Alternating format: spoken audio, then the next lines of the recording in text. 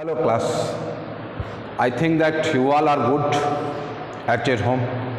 We are taking virtual classes due to COVID-19.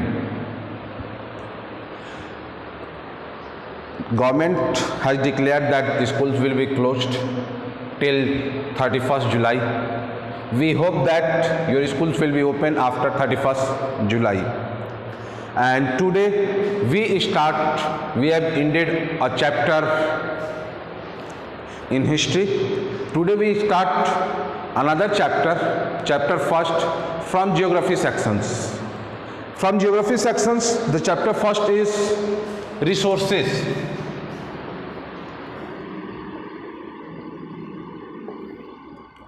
We study today about the resources. Resources क्या है?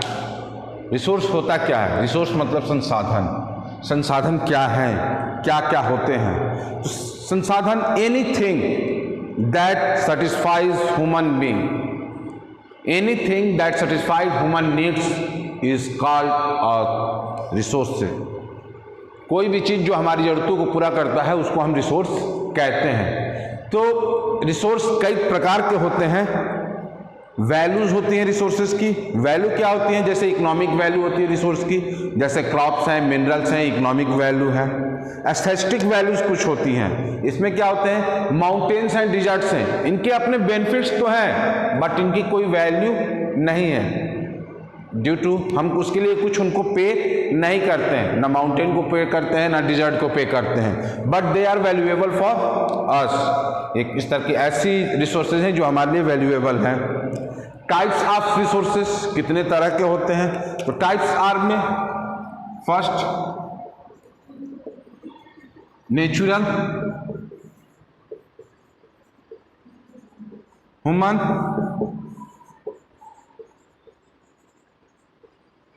Made.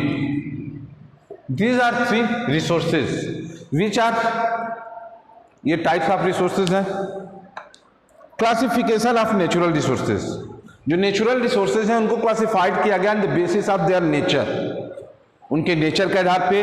Natural resources में भी biotic और abiotic, ये biotic हो सकते हैं या एबायोटिक हो सकते हैं। Now we will see our chapter first, resources. Here there is एक संवाद है मोना और राजू के बीच में इस फर्स्ट पैराग्राफ में, तो इसको आप खुद पढ़ लीजिएगा। There is nothing that I have to tell to you. When we come on second paragraph, from there we look at that. Water, electricity, rickshaw, vegetable and textbook have something in common. ये क्या है? कुछ common है।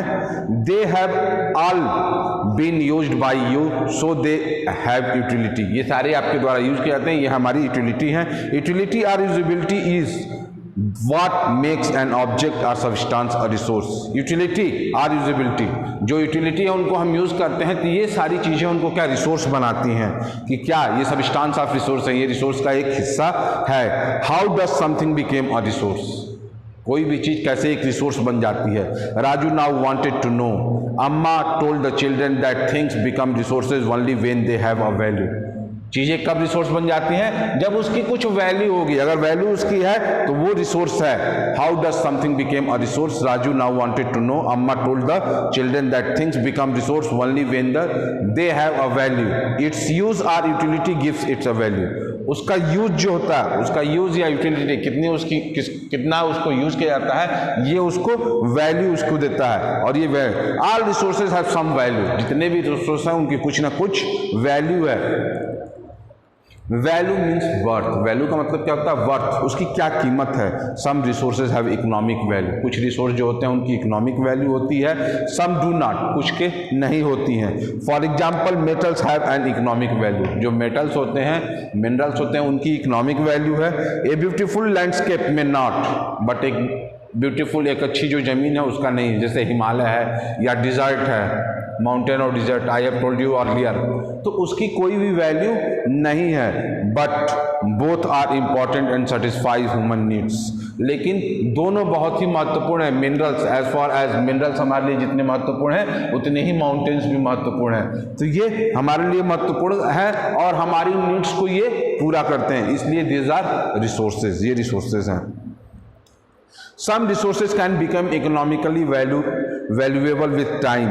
Your grandmother's home remedies have no commercial value today, but if they are patented and sold by a medical firm tomorrow, they will become economically valuable. जितने भी resources हैं उनके समय के साथ साथ जो भी रिसोर्स हैं विद द टाइम, जो रिसोर्स हैं विद टाइम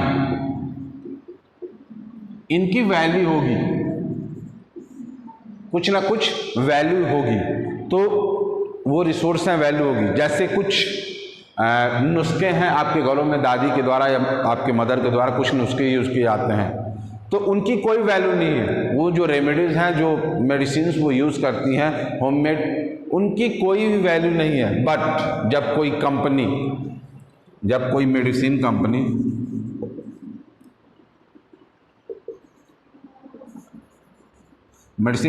और फर्म, मेडिसिन फर्म उसका पेटेंट करा लेती है, उस चीज़ को पेटेंट करा लेती है और उसको बेचती है, तो उस रेमेडी की क्या होती है, वैल्यू हो जाती है। तो that resources is valuable.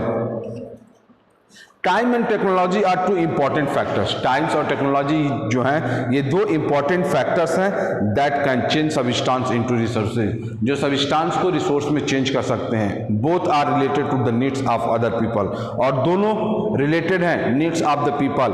People themselves are the most important resources. और पीपल जो लोग हैं वो इम्पॉर्टेंट रिसोर्स हैं। It is their ideas, knowledge, invention and discoveries that led to the creation of more resources, जो क्रिएट करते हैं ज्यादा से ज्यादा रिसोर्सेज को।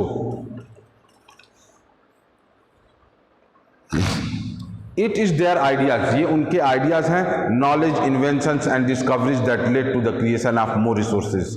जैसे जैसे हम डेवलप करते जाते हैं, हमारी टेक्नोलॉजी बढ़ती जाती है, वैसे वैसे मिनरल्स का हम यूज़ करते जाते हैं। हम उनके अलग अलग डिफरेंट पार्ट्स बनाते हैं, उनसे अलग टाइप के गुड्स बनाते हैं, हम क्या यूज़ कर सकते हैं। तो उस जैसे जैसे उसका यूज, जिस मिनरल्स का यूज बढ़ता जाता है उसकी कॉस्ट भी बढ़ती जाती है। वो मिनरल उतना ही वैल्यूएबल हो जाता है, वो रिसोर्स उतना ही वैल्यूएबल हो जाता है। Each discovery or invention leads to many others. The discovery of fire led to the practice of cooking and other processes, while the invention of wheel ultimately resulted in the development of newer modes of transport. The technology to create hydroelectricity had turned energy in fast-flowing water into an important resource. जैसे जैसे inventions हो जाती हैं, discoveries होती जाती हैं, वैसे वैसे जो चीज़ें हैं उनकी वैल्यू बढ़ती जाती है। फायर, जब फायर का इन्वेंशन हुआ तो उसके बाद कुकिंग होने लगी।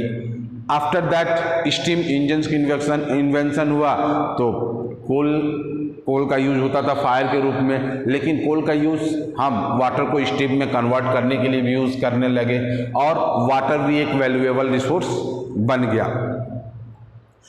हाइड्रो इलेक्ट्रिसिटी, वाटर से हाइड्रो इलेक्ट्रिसिटी हम बनाते हैं, इलेक्ट्रिक निर्माण करते हैं। तो वैसे जैसे जैसे रिसोर्सेज का हम यूज करते जाते हैं, नई नई टेक्नोलॉजीज आती जाती हैं, नई डिस्कवरीज होनी जाती हैं, इन्वेंशंस होते जाते हैं, वैसे वैसे चीज़ों की वैल्यू बढ़ती जाती है। जैसे रिसोर्सेज जो हैं उनकी वैल्यू बढ़ती जाती है। तो we have all to use this resources in our need. Next day we will read about types of resources. How many there are types of resources? What are the resources? So I have just told you that there are 3 types of resources: natural, human and human made. You have to just take a look about this and we will discuss this all things in next class. If you have any problem then text your message, we will revert you soon as much possible. Stay home and stay safe. Thank you for today. That's all.